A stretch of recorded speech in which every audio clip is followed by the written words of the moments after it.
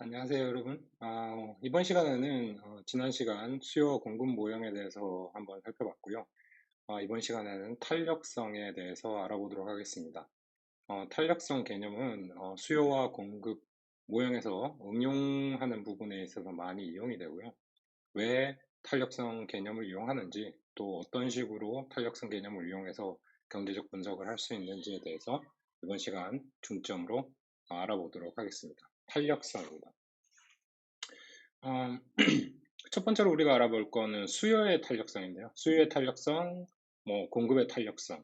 그 전에 우리가 한번 생각해 볼 게 탄력성이라는 게 무엇인가 하는 부분입니다. 탄력성, 여기서 나와 있는 부분으로 설명한 거는 수요량이나 공급량이 그 결정 변수의 변화에 대해 반응하는 정도를 나타내는 지표다. 이렇게 말하고 있는데요.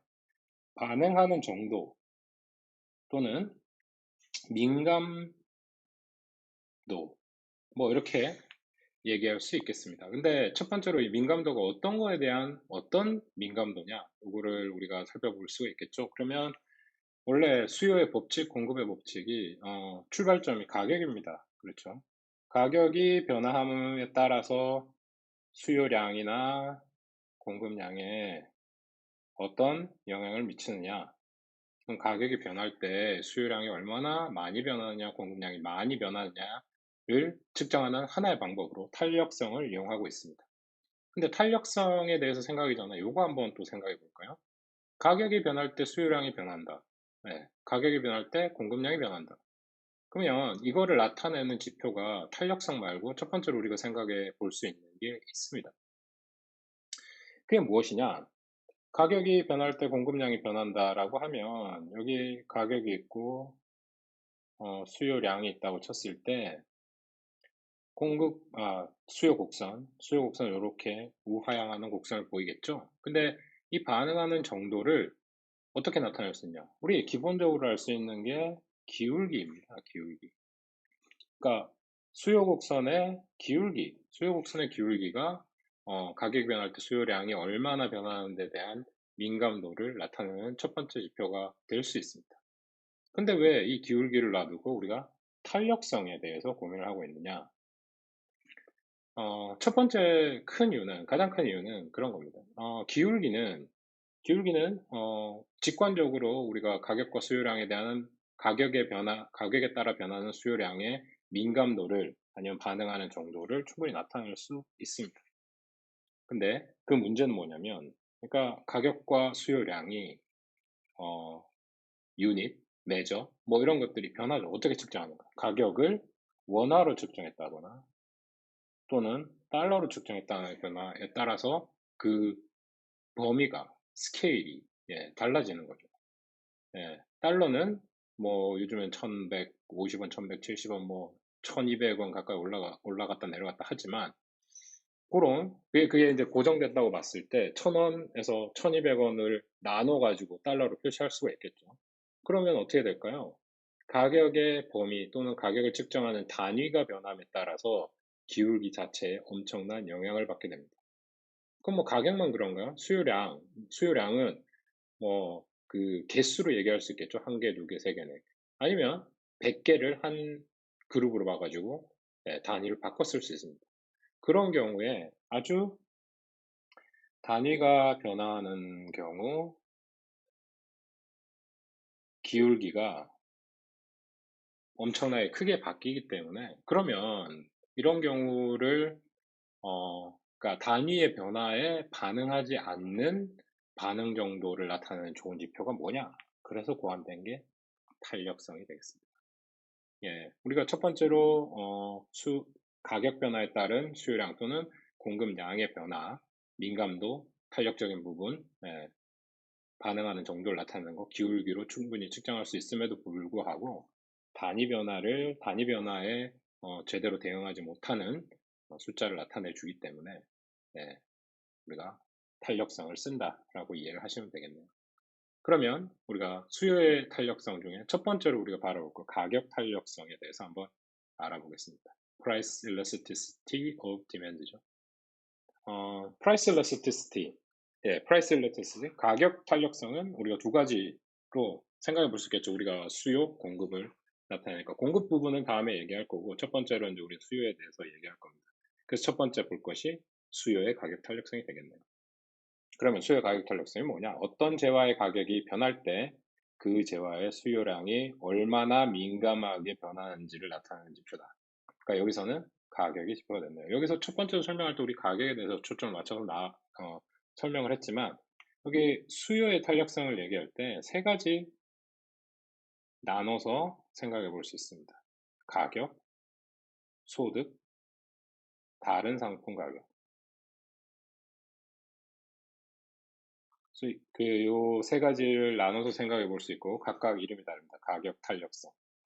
가격 탄력성 되어 있고요. 가격에 대한 거. 소득? 당연히 소득 탄력성이 되겠죠. 다른 상품의 가격에서 변하는 거 교차 탄력성이라고 합니다. 교차 가격 탄력성 또는 교차 탄력성이라고 하는데 교차 탄력성으로 그냥 이해하시면 되겠습니다. 수요의 탄력성 요 세 가지 주로 뭐 탄력성 개념에 대해서 우리가 살펴볼 거고 공급은 한 가지입니다. 공급은 그냥 가격 탄력성만 봅니다. 주로 많이 사용하는 탄력성 개념에 대해서 얘기한 거고요. 그럼 네 가지만 딱 알면 되겠죠. 그러니까 뭐 사실 수요의 가격 탄력성을 하고 나면 공식은 변하는 바가 없기 때문에 공급의 가격 탄력성도 공식은 그대로 적용해서 원칙을 그대로 적용해서 측정하면 되겠습니다. 그래서 수요의 탄력성에 좀 더 초점을 맞춰서 설명하고 공급은 간단히 설명하고 넘어갈 수 있는 방법으로 하도록 할 겁니다.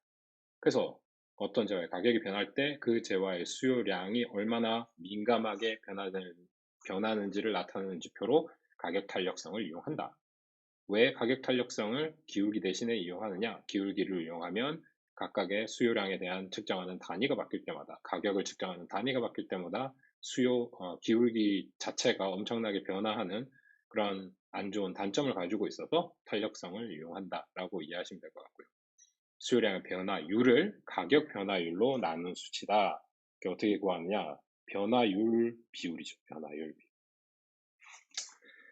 기울기는 어떻게 구합니까? 그러면 기울기는 Q가 변한 거에서 P의 변한 거를 나눠주면 네, 변화량의 비율이 기울기죠. 근데 이제 변화율, 수요량의 변화율. 그래서 원래 Q, 그다음에 P의 변화를 원래의 P, 이걸로 나눠준 거를 탄력성으로 정의할 수 있습니다. 이게 수요량의 변화율, 이게 가격의 변화율, 수요량 변화율. 네, 이게 분자에 있고 여기 밑에 있는 게 가격의 변화율. 이렇게 수요량의 변화율을 가격 변화율로 나눈 수치다. 그래서 이렇게 나타내는 거고 다르게 쉽게 나타내면 뭐 이렇게 얘기하게 됩니다. percentage change of Q, percentage change of P. 원래 델타 P 하면은 P 변화량을 나타내는 거고 델타 Q 하면 Q의 변화량을 나타내는 거죠. 그거를 원래의 값으로 나눠준 게 percentage change입니다. 그러니까 percentage change는 또 다른 개념으로 생각해 보면 뭐냐? 그러면 어떤 값이 100에서 110으로 변했다. 그러면은 몇 퍼센트 증가한 건가요? 직관적으로 우리 이거 10% 증가했다고 알고 있습니다. 그러니까 뭐 20% 세일이니 뭐 10% 증가했느니 뭐 이런 얘기들 일상생활에서 많이 하죠. 왜 쉽게 100이면 100에서 시작하면 아주 쉽게 계산할 수 있습니다. 근데 이게 10% 상승했다를 계산하는 원래 공식은 110에다가 100 빼주고 거기다 100으로 나눠줬죠. 거기다가 퍼센티지로 바꾼다면 여기다 100을 곱해줘야 되니까. 그러면 간단히 110에서 100 빼면 10이니까 10 나누기 100 곱하기 100 하면 10 나오죠. 이게 10%. 이런 공식에서 기본적으로 나온 거고요. 뭐 이 공식은 다시 한번 살펴볼 거니까 또 한번 조금 있다가 한번 다시 보시죠. 수요의 가격 탄력성과 그 결정 변수. 그러면 그 수요의 가격 탄력성에 영향을 미치는 팩터들, 그러니까 그 변화를 나타내는 다른 변수들은 어떤 것들이 있냐? 이거를 한번 살펴볼 수 있겠습니다. 그러니까 가격 탄력성이 어떤 것들 때문에 가격 탄력성에 영향을 받을까? 이런 거죠. 밀접한 대체제의 존재. 그러니까 뭐 내가 커피랑 차를 아주 동시에 좋아합니다. 뭐 커피를 한 잔 마시는 차를 한 잔 마시나 저는 별로 선호에 뭐 차이가 없어요. 그러면 커피 가격이 올랐다면 네, 커피의 수요를 그 수요량을 엄청나게 줄이겠죠. 왜냐하면 상대적으로 싸진 차를 사서 마실 거니까. 그렇게 밀접한 대체제가 존재하는 경우에 탄력적인 현상을 보인다라는 겁니다. 어, 대체제가 많으면 많을수록 탄력적이다라는 거고요. 필수품과 사치품. 그러니까 필수품은 비탄력적이고 사치품은 탄력적이다. 그럼 어떻습니까? 필수품은 가격이 오른다고 그래도 가격의 변화에 따라서 수요량을 아주 민감하게 줄일 수가 없죠. 그러니까 뭐 쌀 가격이 갑자기 상승했을 때 단기적으로는 우리가 뭐 평소에 밥을 맨날 지어서 먹는다, 식사를 할 때마다 그런 경향이 있을 때 예, 필수품인 쌀의 경우 가격이 오른다고 해서 수요량을 급하게 아주 큰 폭으로 줄일 수가 없습니다. 그래서 비탄력적이라는 거고 사치품 가격이 갑자기 올랐어요. 그러면 좀 기다렸다가 다시 떨어지면 사지 뭐. 그렇게 결정을 미룰 수가 있죠. 그래서 꼭 필요하지 않은 그런 물건, 그런 어, 소비는 시간에 맞춰서 조절할 수도 있고 거기에 가격에 민감하게 반응할 수 있다라는 측면에서 탄력적이라고 얘기합니다. 사치품 탄력적, 필수품 비탄력적. 논리적인 것만 여기서는 이해하시면 되고요. 시장의 범위, 재화의 범위가 좁을수록 탄력적이다. 뭐 시간의 차원, 장기일수록 더 탄력적이다. 네. 그러니까 재화의 범위가 좁을수록 탄력적이라는 거는 그 뭐 자동차 이러면 아주 많은 자동차가 있겠죠. 승용차로 그냥 생각을 해볼게요. 승용차로 생각했을 때, 예, 뭐 아반떼의 가격이 상승을 했어요. 근데 원래 아반떼를 바라보고 있다가 아반떼 가격만 상승을 했다면, 예, 아반떼 수요량이 크게 감소하겠죠. 왜냐하면 뭐 소나타를 산다든가 아니면은 뭐 다른 SM 시리즈 다른 차를 산다던가 아니면은 뭐 외국 차를 한번 생각해 본다던가 여러 가지 대체할 수 있는 상품들이 많이 있습니다. 근데 승용차라고 얘기를 해버리면 아주 범위가 넓기 때문에 그 아반떼의 스페시픽한 아주 특별한 어, 좁은 어떤 정의된 상품에 대한 가격의 변화보다 덜 탄력적으로 네, 행동할 수 있다라는 거고 그런 차이에서 이제 시장의 범위도 문제가 될 수 있을 뿐더러 시간, 장기적으로 생각하면 그렇다라는 겁니다. 휘발유 가격이 엄청나게 떨어졌어요. 그러면 네, 수요가 갑자기 증가할 수는 네, 수요량이 갑자기 증가할 수는 없죠. 제가 뭐 집이 뭐 그런 여유가 있어가지고 석유 탱커를 하나 사가지고 지금 싸니까 엄청나게 비축을 해놨다가 비쌀 때 판다던가 아니면 비쌀 때 그 비축해준 양을 제가 이용한다던가 그렇게 할 수 있으면 좋은데 그러니까 단기적인 상황에서는 그런 어, 행동을 할 수가 없다라는 거죠. 그래서 시간이 장기적이면은 아주 그 소비량에 대한 수요량의 변화가 아주 클 수 있음에도 불구하고 단기인 경우에 소비 패턴을 쉽게 바꿀 수가 없기 때문에 장기일수록 더 탄력적이다라고 이해하시면 될 것 같네요. 그럼 개념적인 부분이니까 한번 생각해 보시면 하나하나 예를 들어서 제가 들었던 예에 맞춰서 한번 생각을 해보시면 쉽게 이해할 수 있을 거라고 생각합니다. 계산법에 대해서 한번 살펴보죠. 수요량의 변화율을 가격의 변화율로 나눈 수치라고 했습니다. 그죠? 변화율, 예, 변화율. 그래서 처음에 생각했던 거는 그거였죠. Q의 변화라는 게 이제 델타 Q로 얘기했습니다만, 델타 Q, Q에 대해서 Q를 나눠주면 변화율이 나오죠. 그 다음에 change of P를 원래값 P에 대해서 나눠주면, 네, P의 변화율이 됩니다. 요게 이제 분모 분자 요거 자체가 요것들 자체가 분모와 분자로 돼 있으니까 이거를 다시 쓸 수 있겠죠.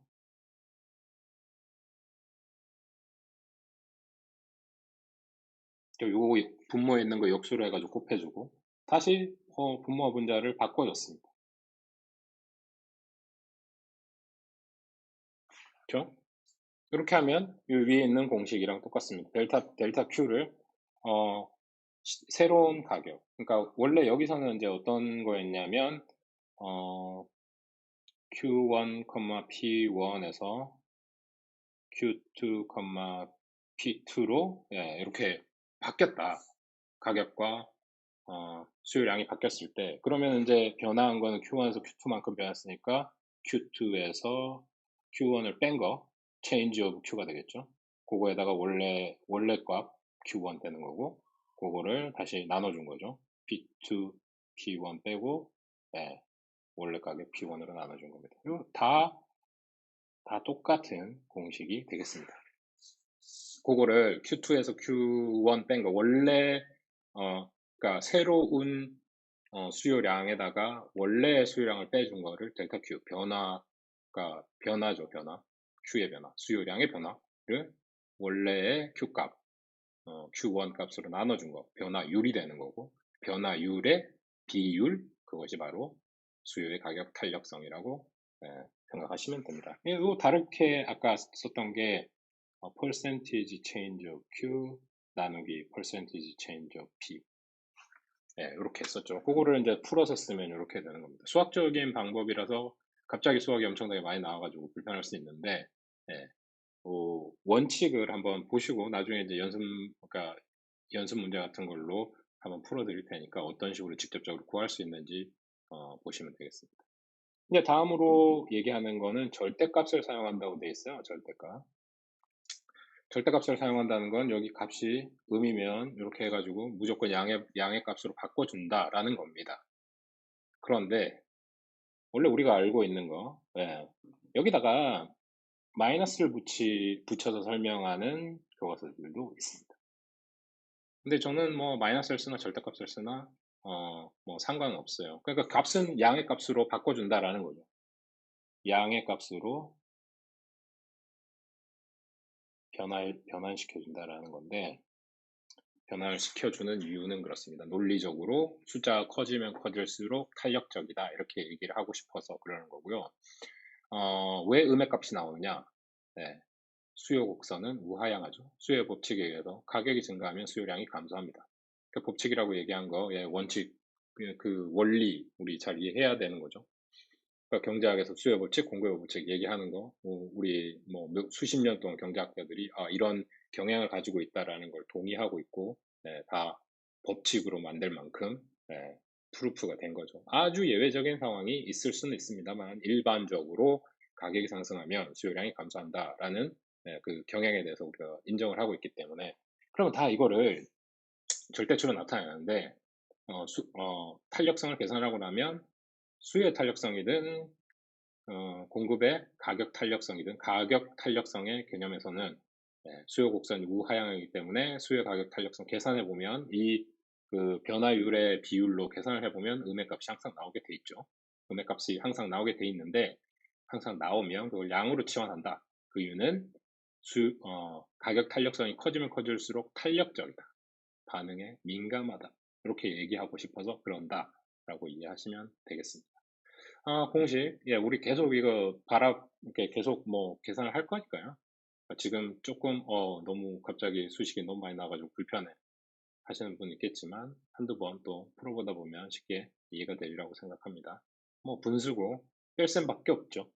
뺄셈에다가 나눗셈 더해져 있는 겁니다. 그래서 우리가 양으로 치환해줘서 다양한 모양의 수요곡선이 생기는데, 그거에 대해서 어떤 식으로 정의를 할 거냐. 기준은 뭐다? 1입니다. 기준 1. 1을 기준으로 우리 평가를 합니다. 다양한 모양의 수요곡선이 있을 때 단위 탄력적이다, 탄력성이 1인 경우에 가격 변화폭, 가격의 변화율, 그 다음에 수요량의 변화율 똑같다, 일치한다, 그러면 단위 탄력적이다. 다시 얘기하면 가격이 1% 상승했을 때 수요량이 1% 감소하는 수요 곡선을 가지고 있는 겁니다. 그게 1이 정확하게 되는 경우 단위 탄력적이라고 얘기하고요. 1보다 작은 경우 비탄력적이다, 1보다 큰 경우 탄력적이다 라고 정의하고 있습니다. 됐죠? 1을 기준으로. 그럼 그건 공급의 가격 탄력성도 똑같습니다. 그래서 뭐 이거 한번 수요에서 한번 이해하시면 쉽게 얘기할 수 있습니다. 기준은 뭐다? 1이다. 1%의 가격이 상승했을 때 수요량이 1% 감소하는 경우 단위 탄력적이다. 가격이 1% 변화했을 때 수요량의 변화가 1%보다 크다, 탄력적이다. 1%보다 작다, 비탄력적이다. 이렇게 이해하시면 되겠습니다. 그 값이 1이 나오고 1보다 작고 1보다 크고. 그래서 여기서 마이너스가 되는 경우, 그러니까 우리가 계산했을 때 수요의 가격 탄력성을 양으로 치환 또는 변환하지 않았을 경우, 네, 우리가 크다 작다가 음수는 네, 값이 작아질수록 절대값이 커지죠. 그것 때문에 우리 양으로 항상 바꿔서 그 헛갈리는 그런 상황이 안 생기도록 하기 위해서 이를 기준으로 양을 바꿔서 이를 기준으로 평가하고 있습니다. 다양한 모양의 수요 곡선이 있을 수 있는데요. 완전 비탄력적 수요, 그 다음에 완전 탄력적 수요, 그 다음에 탄력성이 커질수록 수요 곡선은 점점 더 완만해진다. 예, 요 개념을 한번 살펴보도록 하겠습니다. 그러면 우리가 수요의 가격 탄력성 얘기할 때 이렇게 그릴 수가 있겠네요. 만약에 수요 곡선이 평평해요. 이렇게. 그러면 네, 탄력성이 이거의 탄력성이 엡실론이라고 많이 씁니다. 네, 이렇게 되는 거예요. 이렇게 된다. 얘를 언뜻 네, 이해하기 좀 어렵습니다. 근데 어떻게 이해를 하셔야 되냐면 이 경우에 어떤가요? P가 그냥 수평선이라고 생각하지 말고 약간 네, 우하향하는 원래 우하향하는 게 수의 법칙이니까 우하향하는 경우를 생각해 봅시다. 그러면 어떤 경향을 가지고 있습니까? P가 아주 조금 변화했음에도 불구하고 P가 떨어지면 이 가격보다 더 떨어지면 나는 무한대로 수요량을 늘릴 거야. 그리고 P가 조금이라도 증가하면 나는 0으로 수요량을 감소시킬 거야. P의 변화가 거의 없는데도 불구하고 네. P의 변화가 0.0000001%일 때 Q의 변화가 뭐 어마무시한 1000%, 2000%가 되는 거죠. 그러면 그 값이 분모가 제로이고 분자가 엄청나게 큰 거, 네, 무한대죠. 분모가 제로가 되는, 분자가 아주 조그만 숫자일지라도 분모가 0이 되면 무한대로 표현될 수 있습니다. 그래서 이거는 완전 탄력적인 수요. 그 다음에 그 반대로 수직인 수요 곡선을 생각해 봅시다. 이것도 우하향한다고 생각하고 지금 그리기도 약간 우하향하는 그림처럼 그려져 있죠. 그럼 어떤가? 가격이 엄청나게 변화했음에도 불구하고 Q의 변화는 거의 없습니다. 그러면 분모가 0이죠. 그런 의미에서 여기에서 엡실론은 거의 0에 가깝다. 또는 완전한 수평선인 수직선인 경우에 탄력성이 0이다.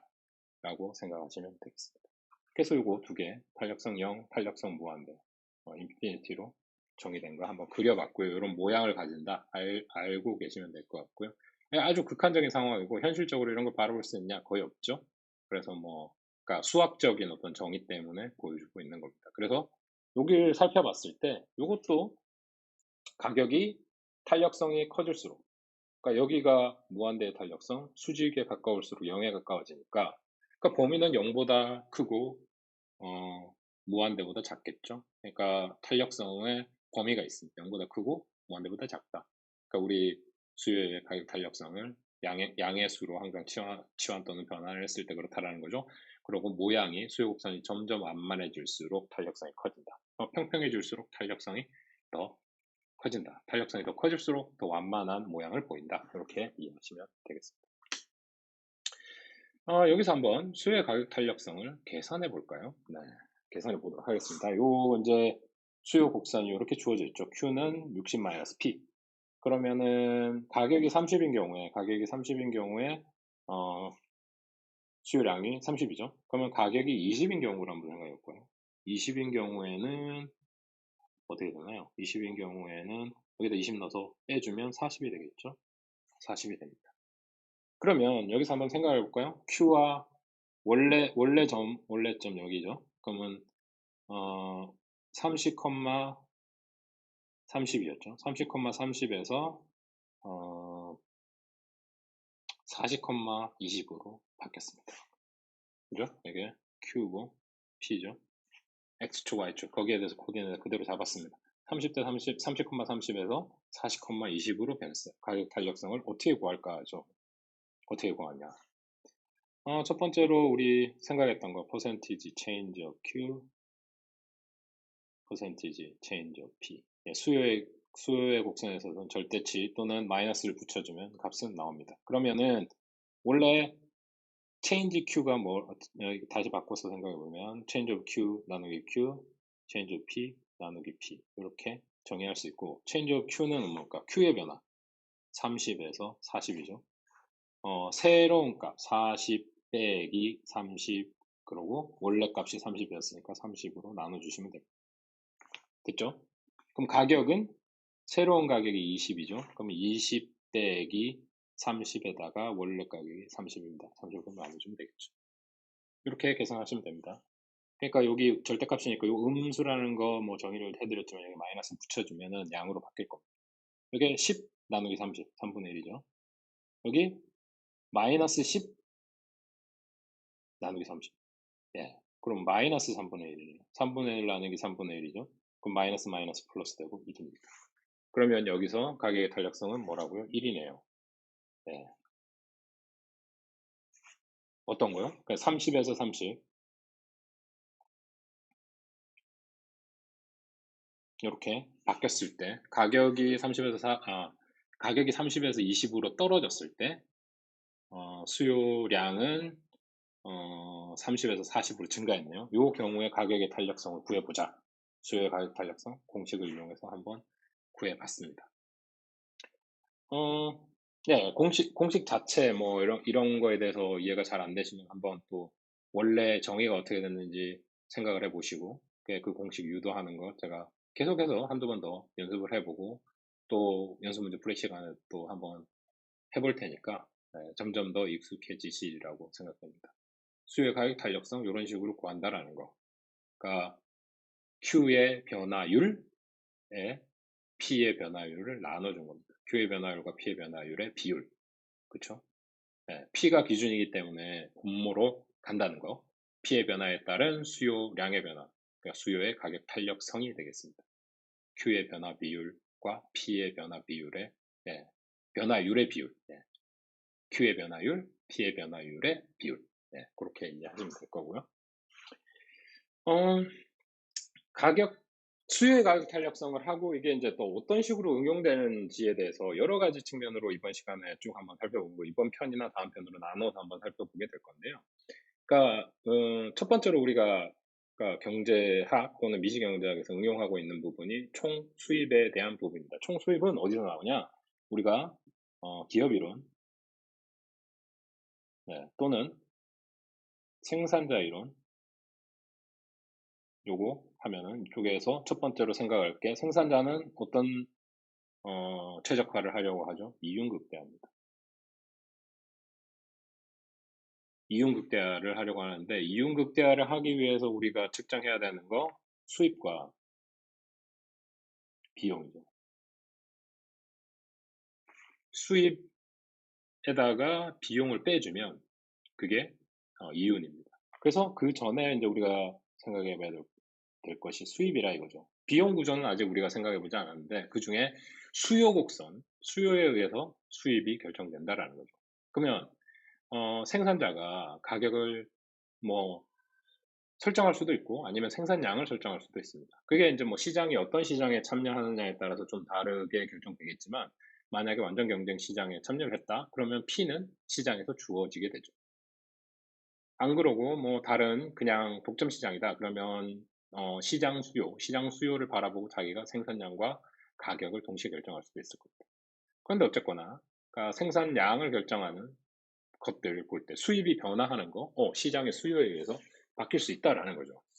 그러면 보고 수요 곡선을 봤을 때 수요 곡선을 보고 수입이 어떻게 변화하는지 우리가 측정해 볼 수 있는데 그걸 총 수입이라고 하고 그거를 탄력성에 따라서 어떤 현상을 보이는지 어떤 특징을 보이는지 오늘 한번 이번 그 슬라이드를 통해서 한번 이해를 해보려고 해요. 총 수입은 뭐냐? 어떤 재화에 대해서 소비자의 지출액인 동시에 재화 판매자의 판매 수입이 된다라는 거죠. 그러니까 이게 무슨 말이냐? 이게 수요 곡선의 모양에 의해서 결정된다. 다른 말로 얘기해서 수학적으로 간단하게 얘기하면 총 수입은 뭐냐? 시장에서 거래된 가격에다가 내가 생산자로서 내가 파는 양 곱해주면 되는 거죠. P와 Q를 곱한 겁니다. 팔았던 가격, 거기다가 얼마나 팔았냐, 수량 곱하면 되는 거죠.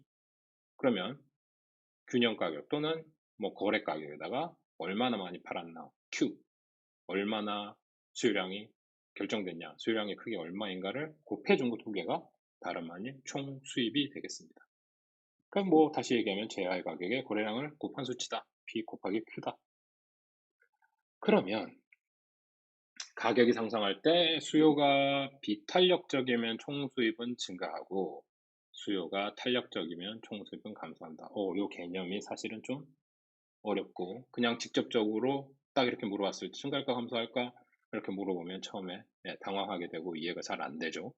그러니까 어떤 현상이 있는지 한번 살펴보도록 하겠습니다. 아까 우리 탄력성 구했던 그 지점이죠. 여기 이 지점 탄력성이 1이었습니다. 요건 또 뭐 직선상에 있는, 그러니까 직선인 수요 곡선의 특징을 가지고 있는 겁니다. 직선인 수요 곡선 좀 이따 보겠지만 어떤 점이 출발점이냐에 따라서 탄력성이 결정이 됩니다. 왜냐하면 직선인 경우에 기울기가 정해져 있죠. 여기서 기울기는 1이죠. 마이너스 1입니다. 뭐 그 기울기를 생각할 때 우리가 여기 그 수직축이 P고 수평축이 Q이기 때문에 그리고 Q는 60-P라고 되어 있는데 사실은 요거를 그리기 위해서 원래 그리기 위해서는 역수요 함수 인버스 디맨드 커브라고 하는데 이렇게 바꿔줘야 되죠. 근데 뭐 쉽게 설정을 해 놓은 거라서 P는 60-Q 그러면 60이 Y절편 될 거고 기울기는 마이너스 1인 거를 쉽게 알 수 있습니다.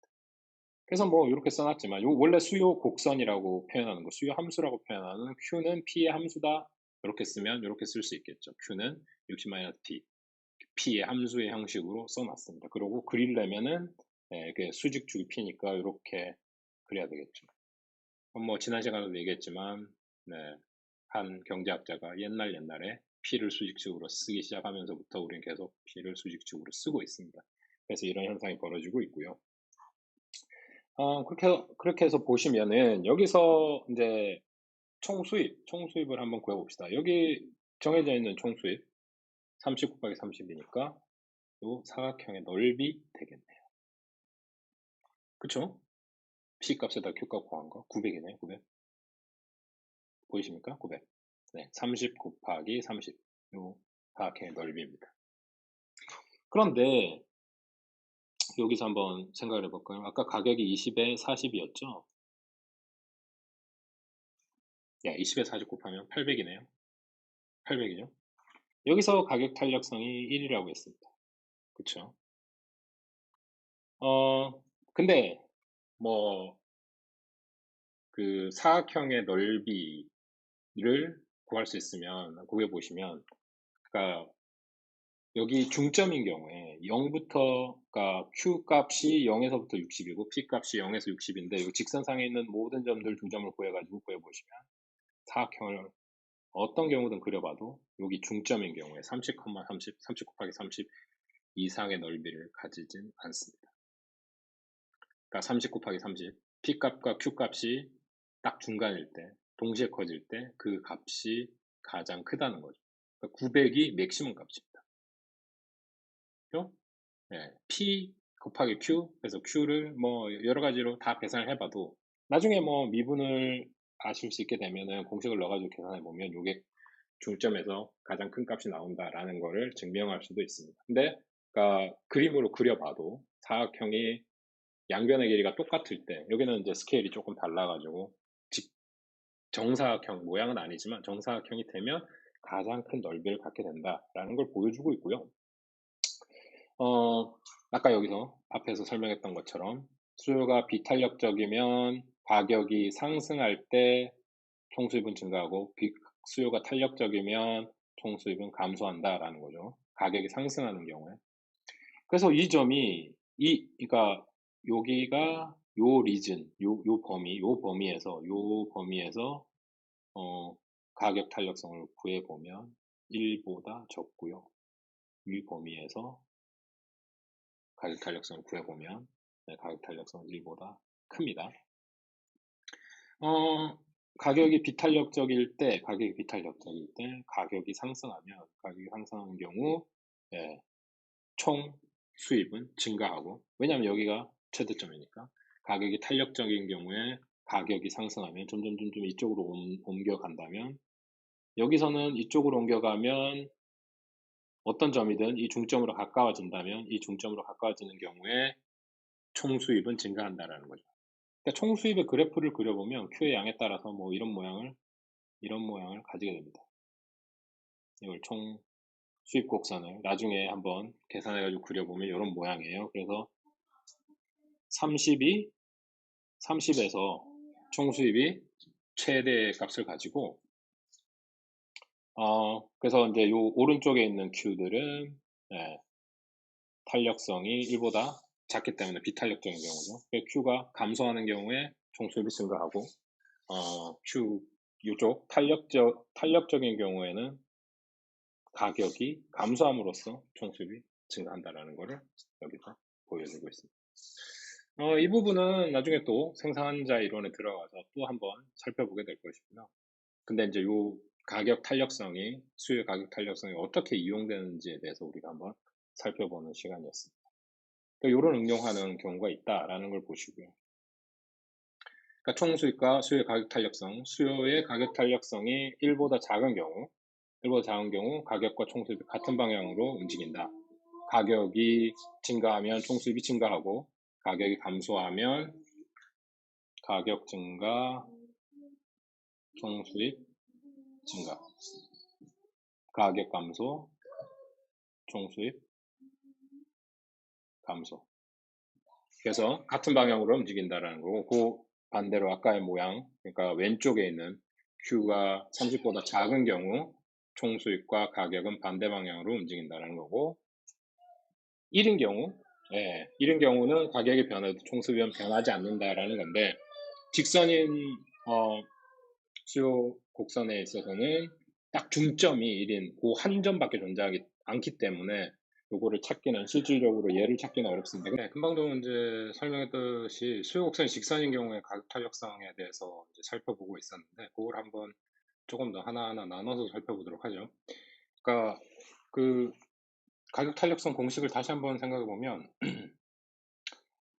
percentage change of Q, percentage change of P, 여기다가 이제 수요의 경우에는, 네, 마이너스를 붙여서 양을 만들어준다 또는 절대값을 씌운다라는 거죠. 근데 이제 다시 써보면 change of Q 나누기 Q, change of P 나누기 P, 뭐 이렇게 쓸 수 있고, 요거를 다시 쓰면 다시 나눠서 생각해 보면 이렇게 바꿔서 쓸 수도 있다라고 했습니다. 그죠? 요거 분자 거꾸로 해서 역수로 해서 곱해준 다음에 분자끼리 분모끼리 방향을 바꿔주면 이런 공식이 바로 나오게 되죠. 근데 이게 뭐냐? change of Q, change of P, 이게 다름 아닌 기울기가 되겠고요. 그럼 직선의 수요 곡선인 경우에 기울기는 항상 일정합니다. 아까 얘기했듯이 뭐 Q는 60-P 이렇게 돼 있지만, 요거 이제 원래 그려보면 기울기가 어떻게 돼 있죠? 요거죠, 요거. Q의 변화에 대한 P의 변화에 대한 Q의 변화. 그럼 요거를 이렇게 쓰면 되죠. 이렇게 바꿔 쓰면 기울기가 몇이고요? 마이너스 1이죠. 마이너스 1에서 기울기는 변화하지 않습니다. Q값, P값이 변화함에 따라서 이렇게 생긴 우호 향하는 직선의 기울기는 변화 없죠. 마이너스 1로 동일합니다. 그럼 여기 60, 여기 P, 여기 Q, 원점, 여기도 60이죠. 요거는 변하지 않는다라는 거죠. 기울기는 수직 변화를 수평 변화로 나누는 비율로, 예, 델타 Q, 델타 P라고 할 수 있는데 변하지 않는다. 그런데 여기서 탄력성은 일정하지 않다라는 겁니다. 각각의 여기 직선 위에 있는 모든 수많은 점들을 우리가 하나하나 나타낼 수 있는데, 이 점들 하나하나의 탄력성은 일치하지 않는다. 가격이 낮고 수요량이 많은 점은 비탄력적이고, 그러니까 여기서 30과 30, 요점, 중점, 0과 60 사이의 중점, 0과 60 사이의 중점, 여기 뭐냐? 탄력성이 1이라고 그랬죠. 그죠? 가격이 낮고 수요량이 많은 점, 요 지점은 일보다 작고, 요 지역은 일보다 크다고 그랬죠. 여기 완전 탄력적. 여기서는 무한대고, 여기서는 0이라고 하는 겁니다. 직접 60,0을 집어넣어가지고 계산해보면 60,0이라는 건 Q가 60이고 P가 0이라는 거잖아요. 그럼 이 P 0 값을 넣어보면 기울기, 이거는 원래 1이고, 여기 P가 0이면 엡실론 자체, 그러니까 탄력성 자체는 0이 되는 거죠. 그리고 여기는 Q가 0이고 P가 60이잖아요. 그럼 여기 집어넣으면 P, 60, Q 0. 분모가 0이면은 그 숫자는 어떻게 됩니까? 무한대가 되는 거죠. 그래서 가격이 높고 수요량이 적은 요 지역은 탄력적이고, 여기 중점을 지나면서 오른쪽에 있는 요 지역은 비탄력적이다라는 얘기가 되겠습니다. 이게 뭐 수요곡선이 직선인 경우 가지고 있는 일반적인 특징이 되겠고요. 그거를 다시 한번 요약해 보면 이렇죠. 이거는 공식이 바뀌었네요. 그러니까 P는 80-Q가 되겠네요. 그죠? 여기 80, 여기 80이니까 기울기는 마이너스 1 맞습니다. 그래서 여기 중점 40,40에서 유닛일래스틱 이 말이 엡실론이 1이라는 거죠. 단위 탄력적이라는 겁니다. 그리고 이쪽 부분은 비탄력적. 여기 이 지점에 있어서는 완전 비탄력적. 여기는 탄력적. 완전 탄력적, 그 다음에 탄력적인 지점이 되겠네요. 아까 얘기했듯이 P 곱하기 Q가 총수입이라고 했죠. 총수입이 극대화되는 점, 직선에서는 중점이 되겠습니다. 40 곱하기 40, 이거 800이죠. 넓이가 800이라는 거 아닙니까? 요 직사각형, 여기는 정사각형이 40, 40. 정사각형의 넓이 800. 다른 모든 점들을 여기서 찾아가지고 연결해 봐도 800보다 커지지 않는다. 그래서 수요의 가격 탄력성과 요거하고 총수입하고의 관계, 요걸 한번 연관지어서 살펴봤고, 그거를 경작, 그 다음에 이제 생산점 모형에서도 이 원리를 이용해서 어떤 이윤극대 값을 찾아내는지에 대한 이야기를 한번 해볼 수 있는 기회가 있을 겁니다. 어, 다음으로 다음으로 넘어가 볼게요. 그러면은 이제까지는 수요의 가격 탄력성, price elasticity of demand를 살펴봤는데, 이번에는 이제 소득 탄력성, income elasticity, 소득 탄력성. 근데 뭐 income elasticity of demand를 빼긴 해요. 뺄 때도 제법 많아요. 왜냐하면 소득 탄력성이라는 거는 원래 수요의 소득 탄력성밖에 우리가 측정하지 않습니다. 생산은 소득의 함수가 아니죠. 소비는 소득의 함수입니다. 그래서 인컴은 수요에 영향을 미치지만 인컴 자체가 생산에 직접적으로 영향을 미친다고 보지 않기 때문에 공급의 소득 탄력성 개념은 사실 없습니다. 공급은 아주 간단하게 가격 탄력성만 보시면 되기 때문에 다음에 아주 스피드 있게 넘어가도록 할게요. 수요의 소득 탄력성, 인컴 일러스티시티입니다. 소비자의 소득이 변할 때 어떤 재화의 수요량이 얼마나 변하는지, 얼마나 민감하게 변하는지를 나타내는 지표다. 그 공식은 똑같습니다. 바뀌는 거, 요거죠. 그러면 percentage change of Q를 percentage change of I, 인컴의 변화를 Q로 나타낼 겁니다. 여기는 절대값이나 마이너스 부호를 붙이지 않습니다. 왜냐하면 이 값이 음이냐 양이냐에 따라서 우리가 구분을 하기 위해서죠. 그 다음 이제 우리가 생각해 봐야 될 게 이제 소비 재화의 특징 중에 한 가지, 분류 중에 한 가지가 정상재와 열등재가 있습니다. 정상재 노멀 굿이라고 하고요. 열등재 인피리어 굿이라고 합니다. 인피리어 굿이 뭐냐? 그 소득 탄력성이 음수인데, 그러니까 기본적으로 우리가 소비를 생각할 때, 수요를 생각할 때 소득이 증가하면요, 네, 수요가 증가를 하죠. 소득이 증가하면 수요가 증가합니다. 무슨 말이냐? 내가 뭐 평소에 평균적으로 한 달에 200만 원의 소득을 가진다. 300만 원의 소득을 가진다. 그렇죠. 그 300만 원의 소득을 아주 현명하게 합리적으로 나눠 쓰려고 노력합니다. 우리가 일반적으로 사고 싶은 제약들이 많은데 그 소득이라는 제약, 소득이라는 한계에 맞춰가지고 알뜰하고 아주 합리적으로 효율적으로 소비를 하려고 하죠. 그 결정을 할 때 우리가 아주 합리적으로 할 건데 갑자기 뭐 다른 건 다 일정하다고 봤을 때 네, 원래 이제 그런 가정들을 경쟁에서 많이 하죠. Ceteris paribus assumption이라고 하는데 다른 것이 일정하다고 할 때 소득이 올랐어요. 소득이 오르면 기본적으로 어떤 현상을 보이느냐? 네, 구매력이 증가한다 또는 소득이 올랐다 이랬을 때 소득이 오르면 기본적으로 더 많은 네, 양을 수요할 겁니다. 그래서 뭐 커피, 차, 뭐 사과, 배 뭐 이런 예 많이 제가 많이 들죠. 그러니까 일상생활에 가까운 재화 중에 하나니까 많이 드는데 그러면 제가 뭐 한 달에 커피를 뭐 한 15잔을 타서 마셔요. 그런데 소득이 뭐 올랐어요. 그럼 기본적으로 내 소득이 올랐으니까 커피 한 잔 더 마셔도 되잖아. 네. 합리적인 소비할 때도 그런 현상을 보인다라는 거죠. 그러면 소득이 올랐을 때 수요가 상승하는 재화들을 정상재라고 합니다. 일반적인 재화죠. 노멀 굿입니다. 네, 소득은 소비 또는 수요의 양에 영향력을 미칩니다. 소득이 증가하면 네, 소비, 수요 증가하게 되겠죠. 근데 열등제는 좀 특별하다라는 거죠. 열등제라는 게 뭐냐? 소득이 증가했음에도 불구하고 수요가 증가하지 않는 것.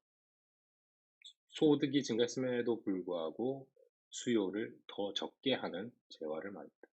소득 탄력성이 음수가 되겠죠. 그러니까 i가 0보다 커졌을 때, i의 변화율이 양일 때, 소득이 증가했을 때 얘가 양이 돼야 보통 정상이라는 거죠. 근데 소득이 증가했을 때 얘가 음이 되는 재화들이 존재한다라는 거고 그거를 열등제라고 합니다. 열등제 예를 들면 뭐 패스트푸드 같은 거를 미국에서는 예를 많이 들죠. 한국은 뭐 햄버거 그렇게 큰 열등제 관계에 있는 것 같지는 않아요. 가끔씩 먹는 음식이기도 하고 그런데 뭐 그러니까 라면이라던가 컵라면이라던가 그러니까 요즘 바쁘니까 소득이 증가해도 더 많이 사 먹을 수도 있죠. 근데 소득 수준이 크게 상승했을 때 햄버거를 적게 사 먹고 뭐 스테이크를 사 먹으러 간다고. 뭐 미국에서는 이런 예들을 많이 듭니다. 근데 한국에서는 그러니까 대학 생활에 돈도 없고 생활비도 쪼들리고 하다 보니까 한 끼 라면이나 컵라면으로 먹고 간단하게 먹고 말 걸. 그다음부터 소득이 증가하면 제대로 된 음식을 먹게 된다는 거죠. 그러면 소득이 증가했을 때 컵라면이나 라면에 대한 수요가 감소하게 될 거고 그거를 열등제라고 부른다라는 겁니다. 정상제 열등제. 소득 탄력성. 양일 때 정상제, 음일 때 열등제가 되겠습니다. 다음은 교차 탄력성인데요. cross elasticity of demand. 네, 교차 탄력성입니다. 교차 탄력성은 뭐냐? 한 재화의 가격이 변할 때 다른 재화의 수요량이 얼마나 변하는지를 나타내는 지표로 봅니다. 지표입니다. 한 재화의 수요량 변화를 다른 재화의 가격 변화율로 나눠 주시죠. 그럼 가격 변화가 먼저 있고 분자에 들어가고 분모에 들어가고 다른 재화의 다른 재화의 수요 변화율.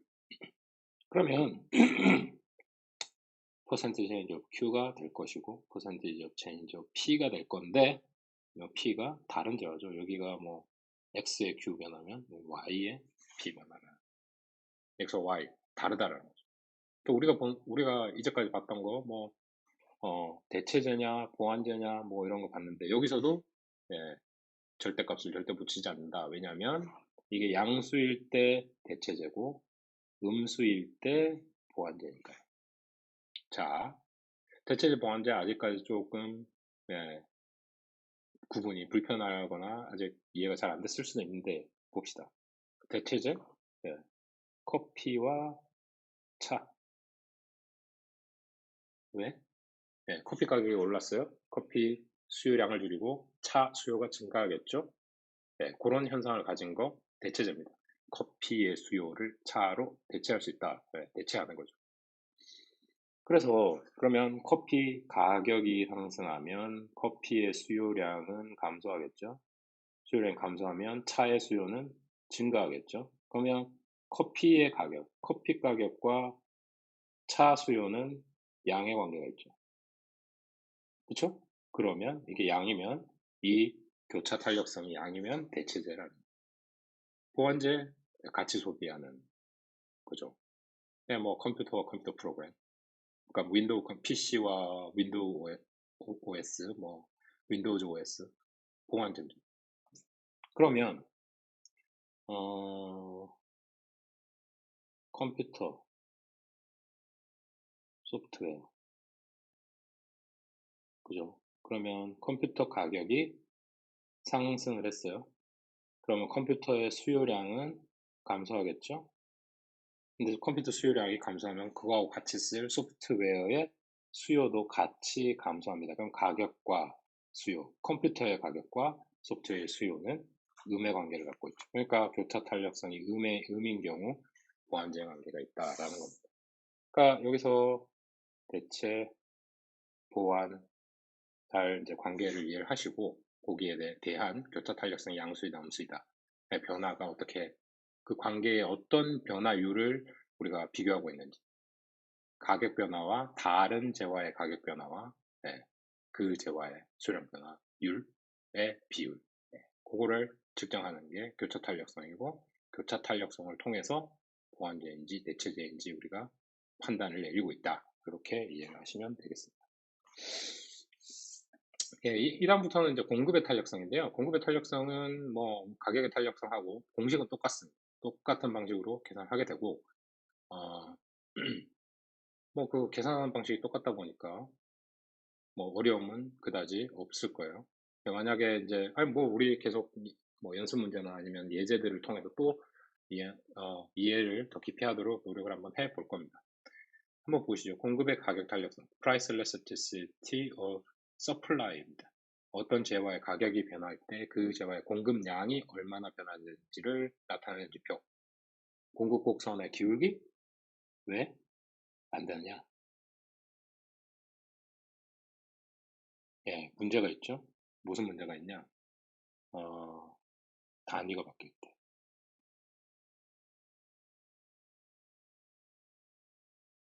대체하기, 대처하기가 어렵다. 왜냐하면 기울기 자체의 크기가 엄청나게 변하기 때문에. 그래서 직접적으로 기울기가 가파르다, 평평하다 가지고 탄력성을 이야기하기가 어렵습니다. 네, 우리가 이제 상대적으로 기울기가 더 평평해지면 탄력성도 더 탄력적으로 변한다 이렇게 얘기를 하고 있지만 그거는 이제 두 곡선의 기울기 비율, 그러니까 모양의 차이를 두고 얘기하는 거고, 내가 그래봤더니 되게 평평하던데? 근데 단위가 매우 작다거나, 단위가 매우 크다거나, 의 차이에 따라서 똑같은 공급곡선, 똑같은 소요곡선을 그렸는데도 불구하고 더 평평하게, 더 가파르게 보일 수가 있습니다. 그래서 그거를 만회하기 위해서 우리가 탄력성이라는 개념을 쓴다고 했죠. 유니프리 메저라고 하는데요. 그게 이제 단위의 영향을 받지 않는 지표라고 이해하시면 되겠습니다. 탄력성은 단위의 영향을 받지 않는 지표다. 그리고 이제 공급량의 변화율을 가격 변화율로 나눈 수치다. 뭐 아까 계속 얘기했죠. percentage change of Q, percentage change of P. 공급 탄력성에서는 양으로 변환해준다. 양의 값으로 변환해준다. 없죠. 왜냐하면 공급 곡선 우상향하고 있고 그 다음에 공급의 법칙을 우리가 보더라도 가격이 상승하면 공급량이 상승하죠. 그렇기 때문에 항상 양의 값을 갖습니다. 그래서 뭐 0부터 무한대까지인데 똑같이 0이면은 비탄력적, 무한대면은 완전 탄력, 그 개념은 똑같고요. 그런데 이제 첫 번째 출발점이 우상향하는 공급 곡선이 우상향하기 때문에 음의 값을 걱정할 필요가 없다라는 거 이해하시면 되겠습니다. 공급의 가격 탄력성과 그 결정 변수 어떤 것들이 공급의 가격 탄력성에 영향을 미치느냐? 뭐 생산량을 얼마나 신축적으로 조절할 수 있냐? 신축적으로 조절할 수 있냐라는 거죠.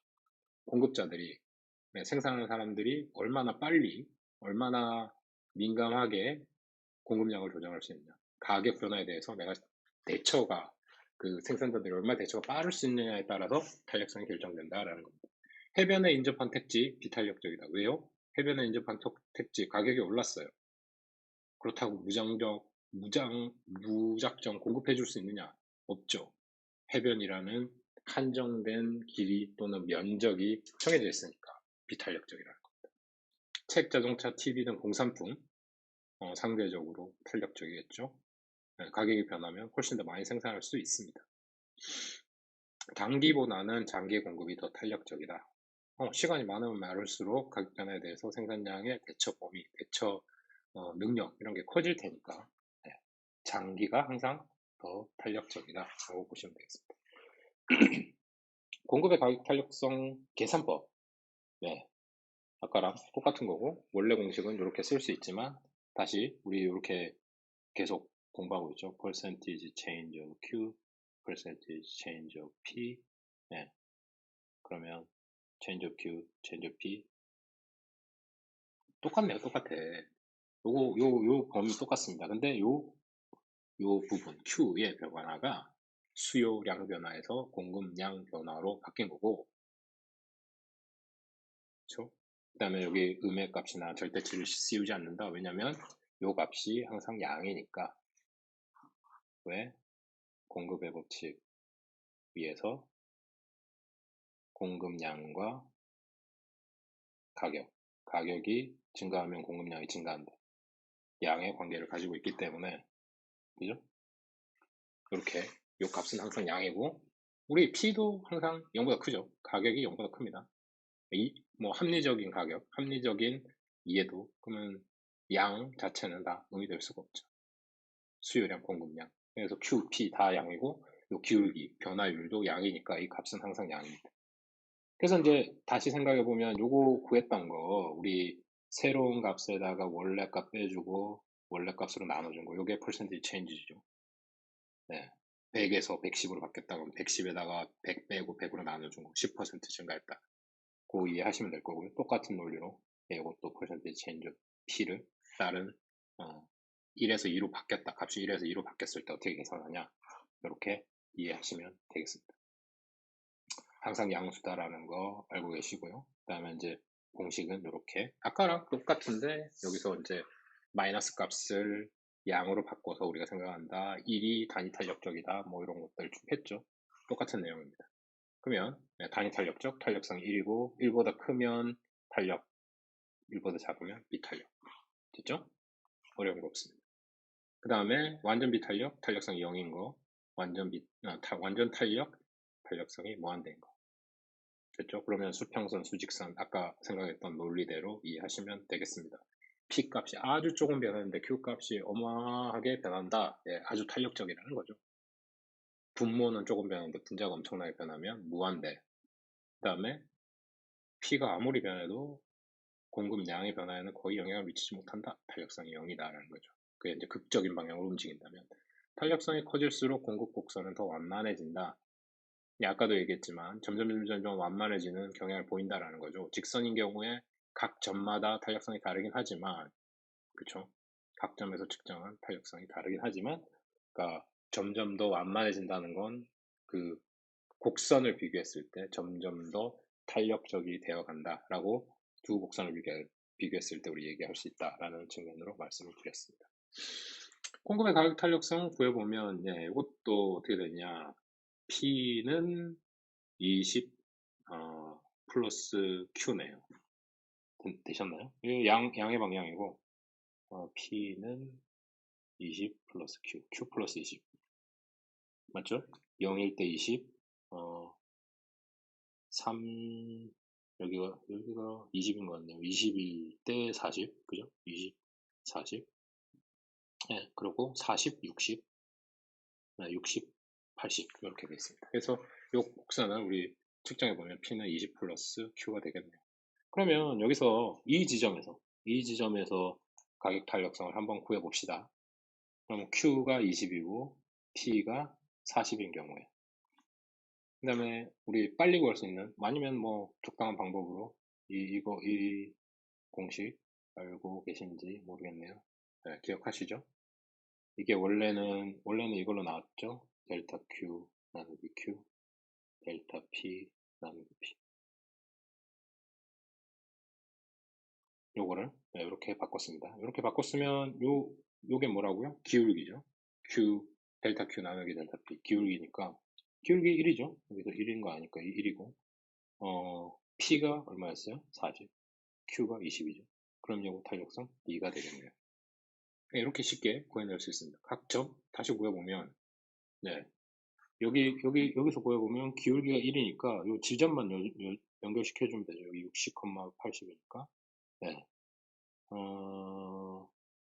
P값 60, Q값 80. 아니, 맞나요? 예, Q가 60이면 P가 80이죠.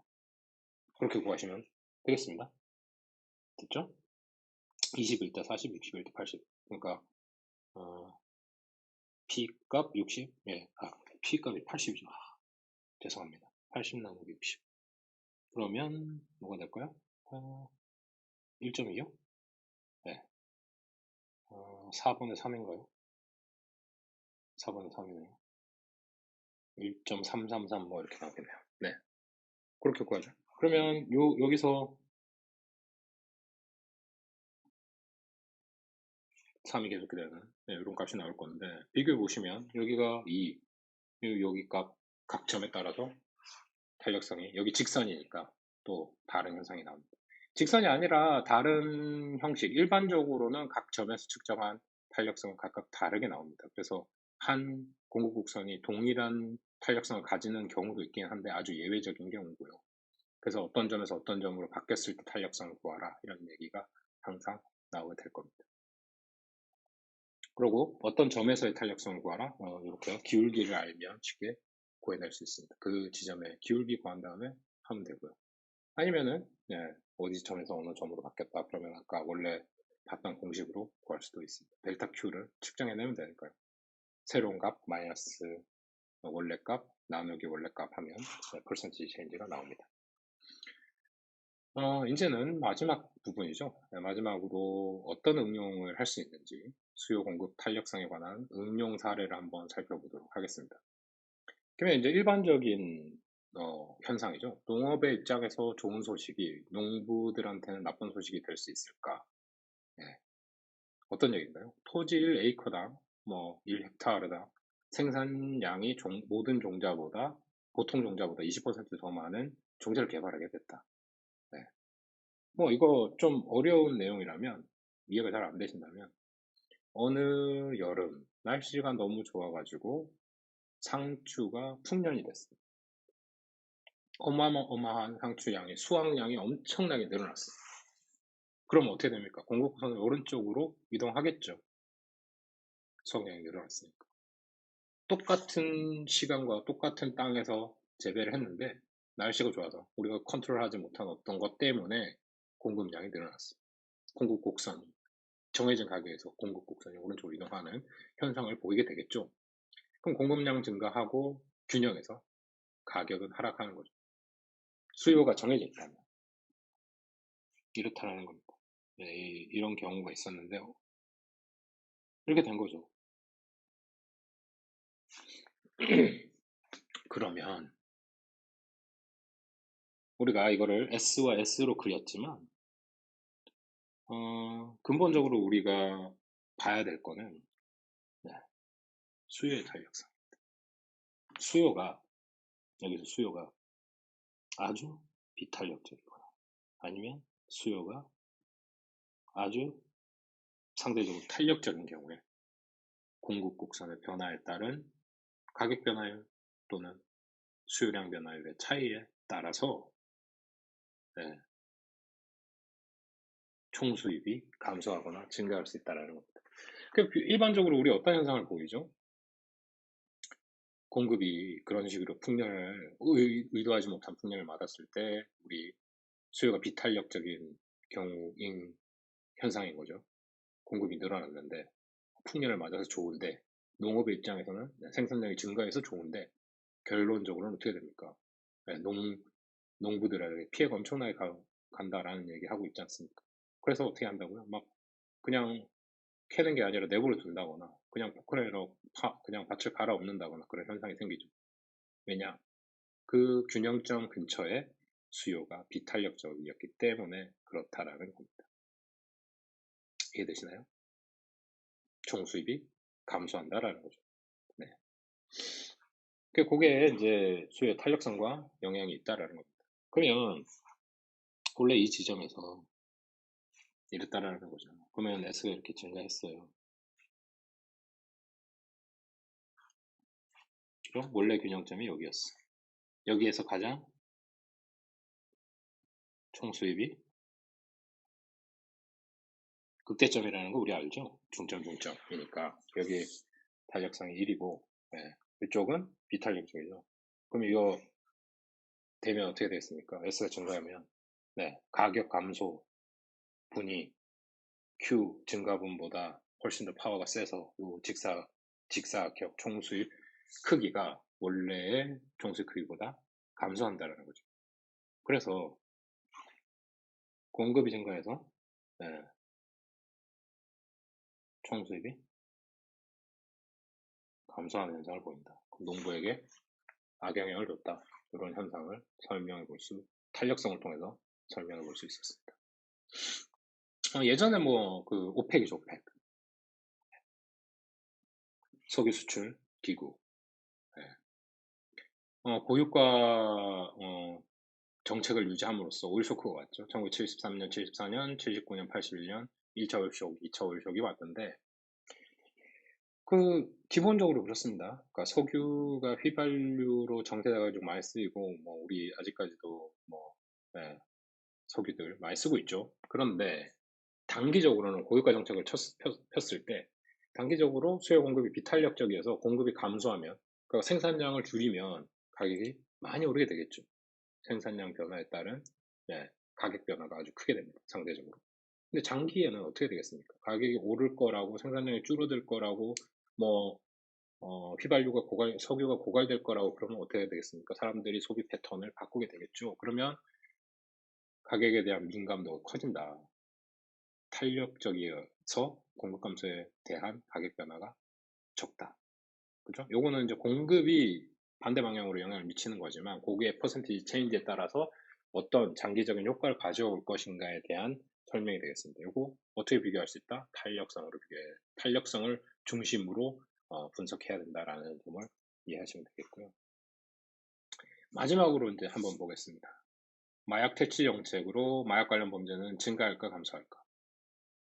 그러니까 정부가 마약과의 전쟁에 인원을 더 투입하는 경우 마약 공급 억제가 될 수 있습니다. 그죠? 공급 곡선이 왼쪽으로 이동하고 그러면 가격이 상승되고 거래량이 감소되고 이 논리는 우리가 알 수 있죠. 마약에 대해서. 아니면 다른 걸로 아주 현실적으로 우리 또 금연 캠페인 이런 걸로 해석을 해볼 수도 있어요. 그러니까 정부가 공급을 컨트롤하는 경우 수요를 컨트롤하는 경우 결과론적으로 어떤 영향을 미칠까라는 건데 여기서는 이제 얘를 마약과의 전쟁, 공급 억제 정책을 폈을 때 어떤 현상이 벌어질까를 보고 있습니다.